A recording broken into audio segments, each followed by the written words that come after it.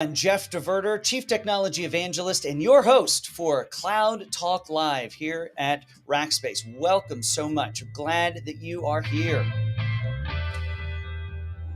All right. Well, with that, everyone, I got to push that button so you can see all the things.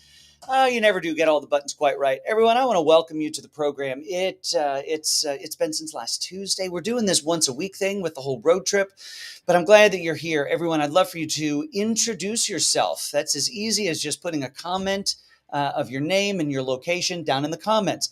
Now, once we get into the interview with Pooja, we have an amazing data engineer with us here today. You're going to have some questions for her. You can just put them right in the comments. But if you want to get a hold of us, maybe give us some feedback, have an idea for a show, want to just say, hey, how are you doing? Send an email over to solve@rackspace.com. That's where you can find us. And we look forward to getting that. And that comes to the whole production team. Hey, Ganesh is the first one to say hello. You win the prize. All right. So as a reminder, this program is part of the Rackspace Solve program. Now, the Solve program is where we're thought leadership. We just have free things for you, all sorts of great information. Hey, it's the professor from Costa Rica is here. Love it. Over there, you'll find long-form articles. You'll find research that we do. We have some brand new research that's out there. I'd love for you to check that out. But also, part of that research is Josh Pruitt and I, he's the Chief Product Officer here at Rackspace. We did a whole conversation unpacking some of that research and the findings. But if you go over to rackspace.com/solve, you can find that research, read it for yourself. Or, of course, you can always subscribe to the Cloud Talk podcast. And the Cloud Talk podcast can be found anywhere where the podcasts are found, and you'll be able to hear that interview from there. All right. Well, as I mentioned before, our summer road trip is on, and we are off to India today. In fact, let's watch our fun little graphic.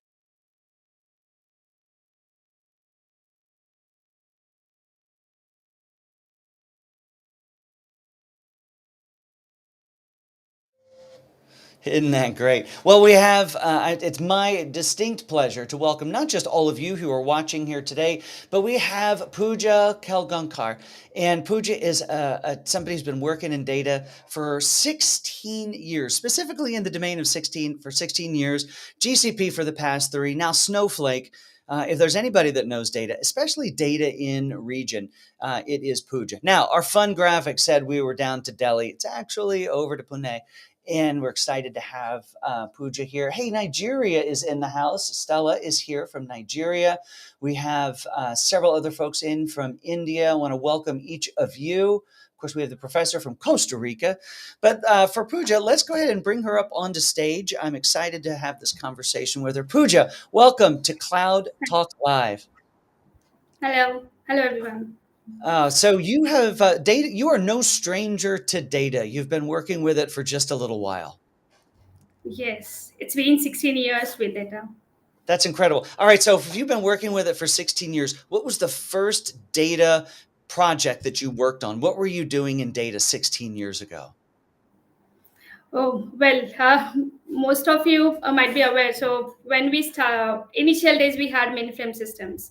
So I started my career with IBM and I was working with all the mainframe systems and getting data to mainframe DB2. So that time I was working on various magnetic tapes data, processing them to JCL and COBOLs and bringing them to the DB2 systems. So those were kind of a gone era now, but yeah, that's how I You have started. you have seen it all. I mean, starting with DB2 on mainframe, it doesn't get any. I mean, that was when data really was formed well and used in mass on DB2, and so you've seen this evolution all the way through into client server, and now, of course, into cloud. And that's quite an evolution. But I want to pause one real quick second because we have Sean Gardner's here. Hey, welcome, Sean. But also, David is here. He's a new racker to us who came over from British Telecom. We've got this great new deal with them and doing some amazing work there. So I want to welcome you not only to the program, but to Rackspace. But Pooja, when we think about data evolution, maybe you can kind of talk to what are the trends that we're seeing today? You know, you mentioned mainframe, so let's not go all the way back to mainframe. But what are we coming out of and what are we going into? Yes, definitely. So we have seen a tremendous data growth over the period of time. So specifically from past 1.5 decade, So when I started, I remembered processing mainframe and vsm files, and that to talking about few gigs or few terabytes of data to the system, and that too had so many challenges to process them with a huge call record details. So the data has been grown in such a way that now we are talking about the captured, store, and processed data on a zettabytes of you know zettabytes of a volume, and it is being said that by the end of this year it's going to reach 180 zettabytes of a data, which would be captured, processed across the globe. So you see a huge volume of data that is being generated, accessed, and processed by various businesses, users, and bringing value out of it. So with this journey, we have seen different 5 V's of a data which we relate on a day-to-day basis: the volume, veracity, velocity, and the most importantly, value. And with the value that data brings in is what we more keen on, so to help our businesses and customers to grow.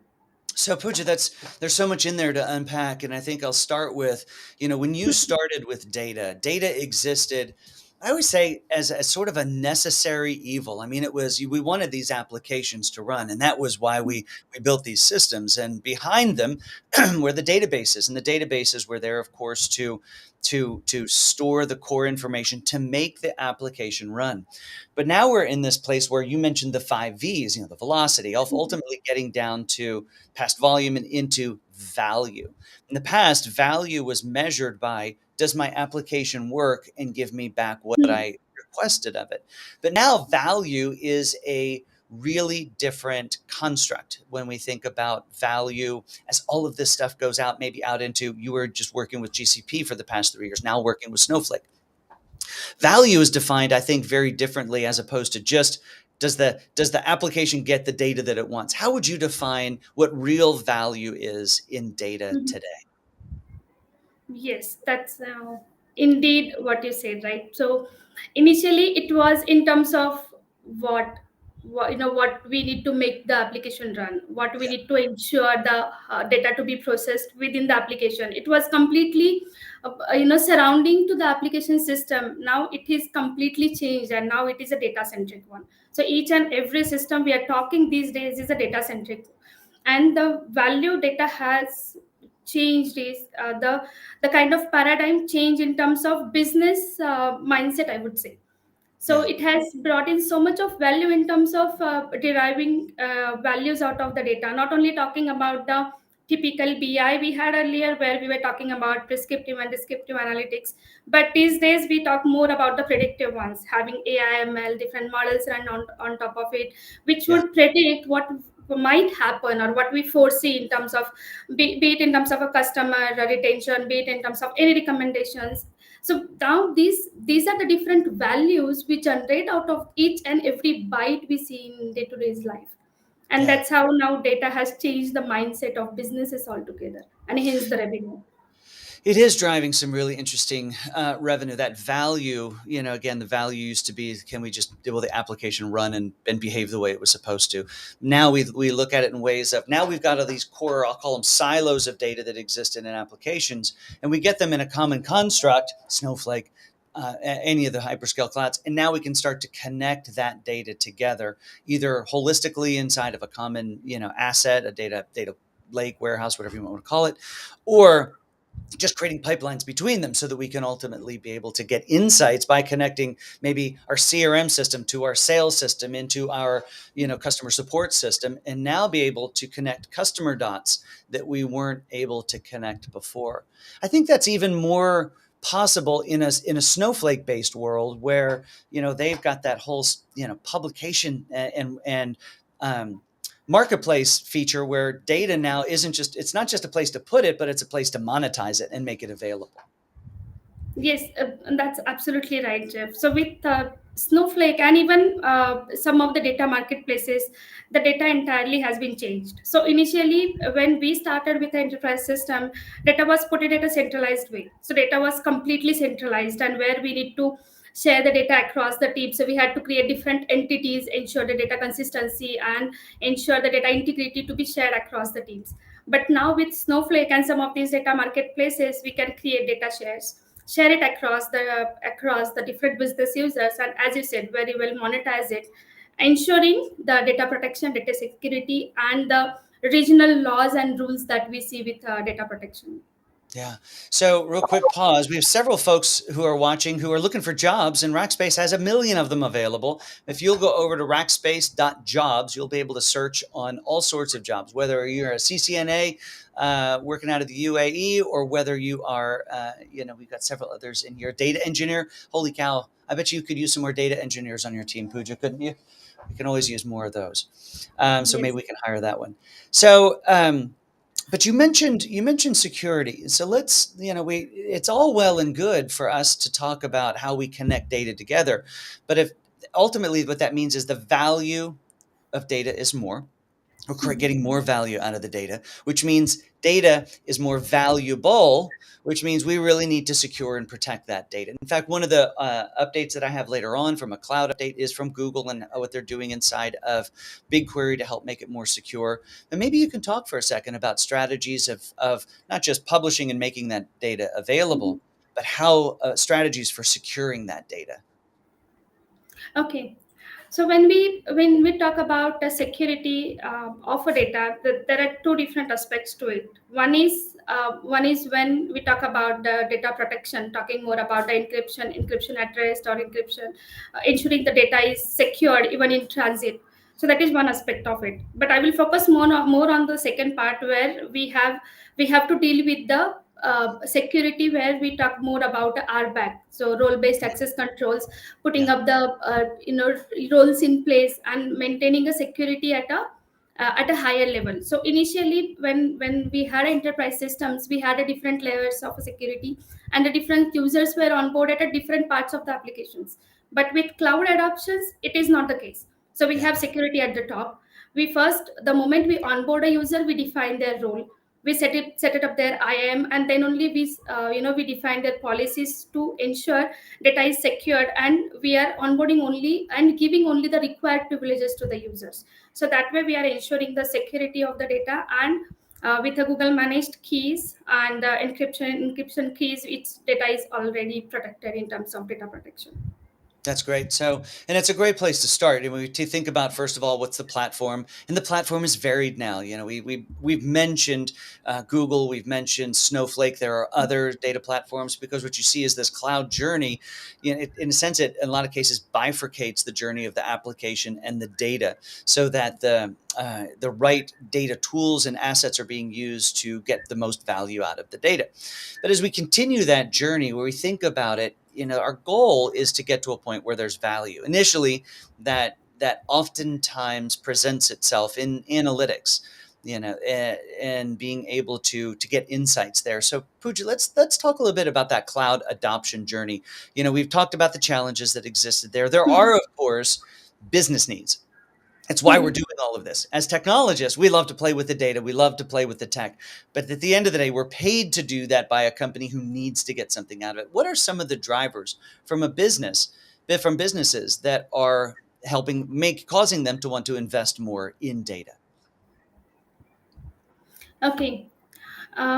Well, so when we initially started onto the legacy systems or on-premise systems, or even with the big data systems, so it was completely set up with the set of clusters with the manual ops teams taking care of entire infra setup, and taking care. We as an organization, even as a business, the most of the part was invested, and the dollar, or the budget part was mostly invested in terms of ops and maintenance, in terms of maintaining the operations manually. But Yeah. with the cloud adoption, it has changed in terms of reducing the cost.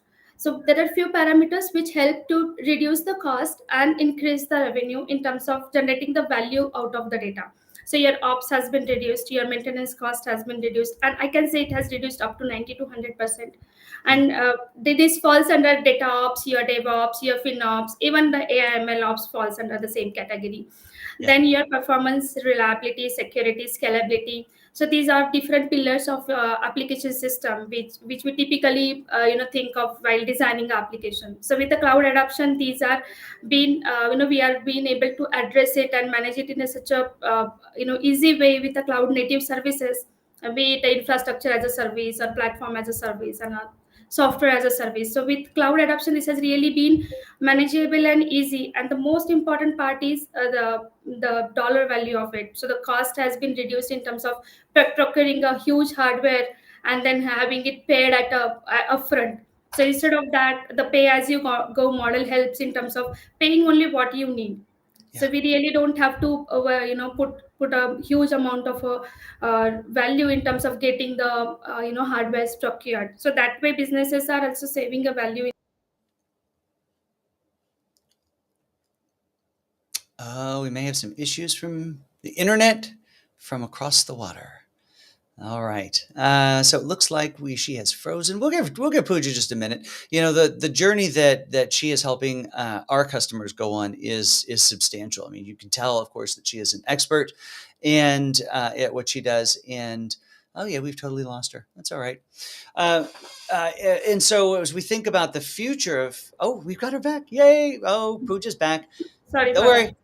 That's not a problem. We're connecting across the internet, across the world, so it's a blip here and there is okay.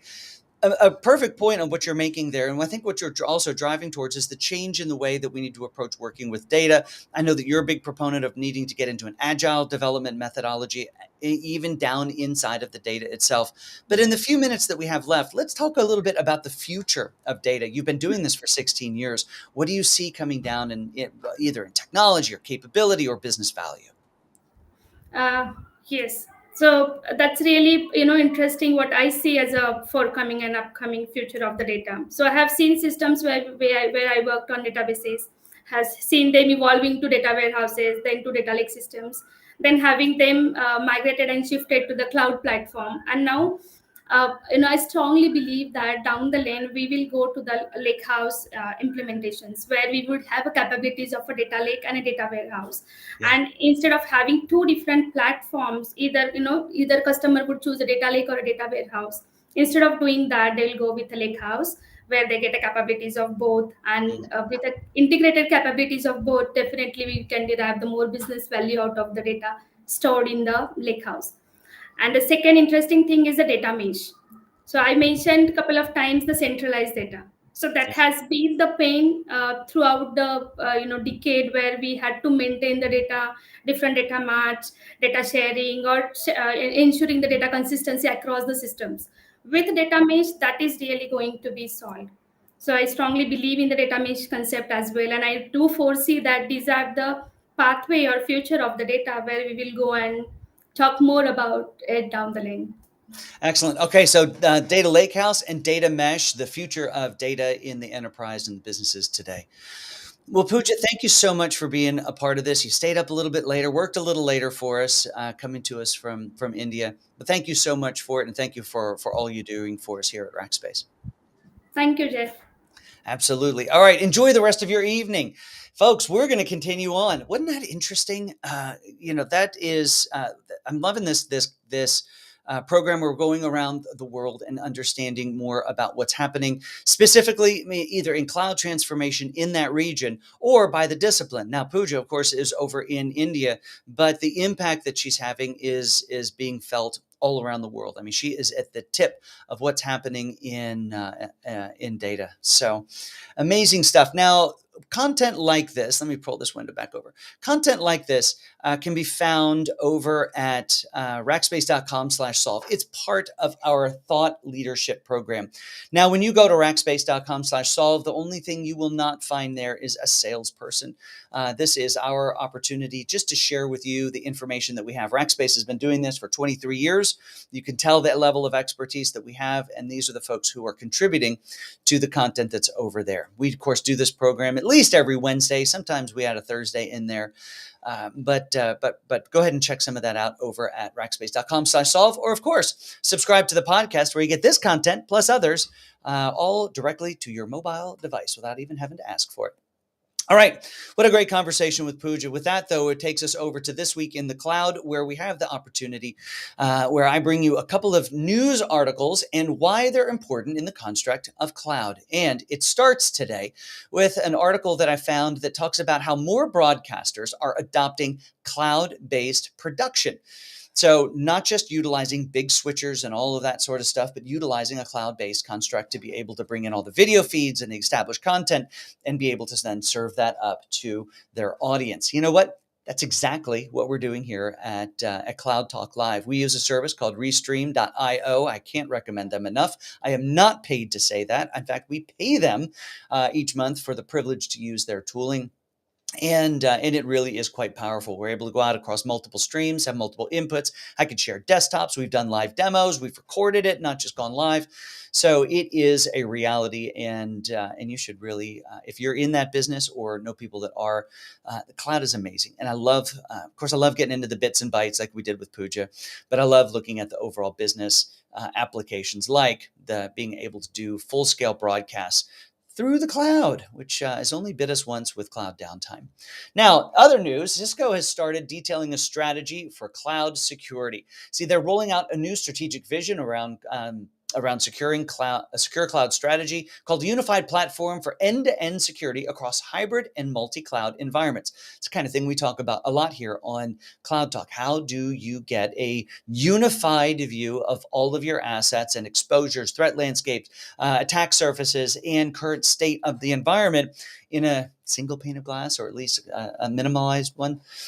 So Cisco has some thoughts around that. They started detailing it. They said it's the most open, secure environment. I'm not exactly sure what that means, being open and secure. Probably just means access to the data. But it will offer threat protection, prevention, detection, response, and remediation at scale. So if you're interested in learning more about that, a little Google on Cisco and cloud security should come up with everything that you want to find. All right, with that, let's continue on. Let's talk about some of the cloud releases. As always, we will start with our friends at AWS. Also, by the way, I started studying for my AWS certifications on the architect side. I've got them elsewhere, but not on AWS. So let's study together. All right, first is AWS has some new features in what they call their Deep Racer capabilities. So they're introducing quota management. Now, that's interesting and all, but what I thought was more interesting is, what the heck is Deep Racer? Deep Racer is an integrated learning system for users of all levels to explore reinforcement learning, to experiment and build autonomous driving applications. Guys, these things are controlling these 1/18th little robotic cars, remote control cars, where you're actually programming AI and ML to be able to help them drive autonomously. I think that's really cool. Of course, when I hear Deep Racer, it makes me think about this guy right there, Speed Racer. I don't think that's what they're talking about. But AWS enhancing their Deep Racer features. Now, over from Azure, in public preview is ExpressRoute IPv6 support for global reach. The reason this is important, I talk about this almost every week. It's not important just for the cloud providers to throw new services at us. It's important for the cloud providers to increase and enhance these capabilities. Now, when they talk about ExpressRoute being able to connect into their global reach capability, this is even more important because it's product on top of product, and of course, increasing the reach, in this case, of the cloud specific to Azure, but you'll find features and capabilities like this across the other cloud providers as well. It's getting harder and harder to hide from the cloud, or to get for customers to be away from them. Now, I mentioned this piece before, but over at Google, you can now attach resource manager tags to data sets within Bigquery. Now, these tags let you conditionally apply identity and access management policies and resources to specific aspects or data sets inside of Bigquery. So that's pretty amazing. Bigquery is pretty impressive. I'd love to see well, I don't think I should say that out loud. I was going to say a bake-off between BigQuery and Snowflake. I know there's a lot of differences there, but they're in very similar spots. All right, so that's cloud releases. Let's talk about, I told you before, we don't sell anything on the Cloud Talk Live program. It's all thought leadership, except for selling the opportunity to come and work here at Rackspace. Now, the Rackspace job of the day for this week is an account principal for Oracle EBS and SAP. Now, an account principal is an individual who works inside of a professional services team, and we're looking for a product manager to own and rapidly evolve the services and portfolio around being able to help enhance. Oh, look, I have a spelling issue right there. Caught that myself.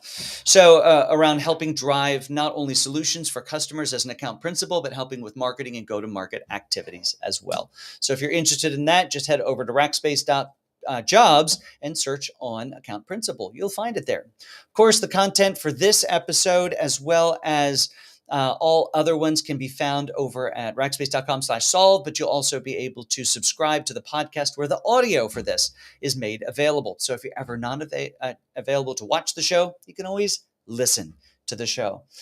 Well, everyone, it has been a great time spent with you here today, and I'm looking for my good friends over at App Dynamics. Always have an opportunity to talk about them. Software observability, these guys are kings and queens at it. If you are moving your applications out into the cloud and want to go beyond just simple monitoring of the core systems, but in a serverless world, how are you going to do that? You're going to do that with tools from App Dynamics. Now, I'm going to be with the folks at App Dynamics, their CTO, at an event this week in Cleveland, Ohio, at the Rock and Roll Hall of Fame. If you're in Cleveland, reach out to me. I'll get you an invite to it. In fact, I'll be presenting from their main stage there, not with a guitar in hand, unfortunately, just a microphone as I talk about cloudy things. But if you're interested in showing up for that, send me a note, message me on LinkedIn, and I'll find a way to get you invited to that. That'll be super fun. All right, folks, that's going to do it for this week's Cloud Talk Live. Next week, we're back with the CTO of Rackspace's EMEA region, Simon Bennett, and we're going to talk about cloud transformation in EMEA in public sector. So I hope to see you then. Have an amazing day.